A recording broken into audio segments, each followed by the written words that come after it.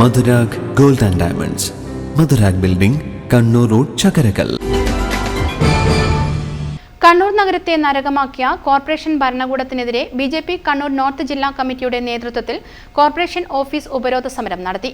BJP ദേശീയ vice president A P Abdullakutty ഉപരോധ സമരം ഉദ്ഘാടനം ചെയ്തു.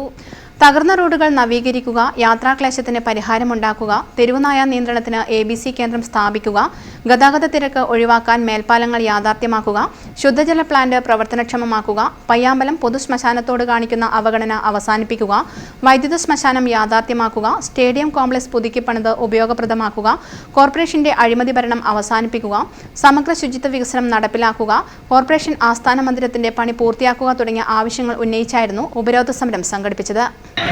മൃഗശരീരം പൂർണ്ണമായി കത്തൂല, അതിനുള്ള ഫെസിലിറ്റീസ് ഇല്ല, ഗ്യാസ് ഉണ്ടാക്കി അതിൽ ലക്ഷക്കണക്കിന് റുപ്യ അഴിമതി നടത്തി, അത് കൃത്യമായി പ്രവർത്തിക്കുന്നില്ല.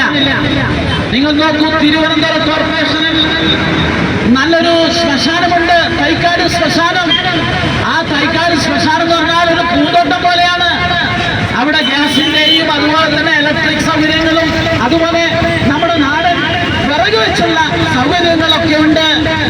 അവിടെ ചെന്നാൽ ആ മനോഹരമായ ശ്മശാനം കണ്ടാൽ നമുക്ക് മരിക്കാൻ തോന്നും. പക്ഷേ ഈ കണ്ണൂരിലെ ശ്മശാനത്തിൽ ചെന്നാൽ മയ്യത്ത് ഓടിക്കറിയും. അതാണ് ഇവിടുത്തെ സ്ഥിതി.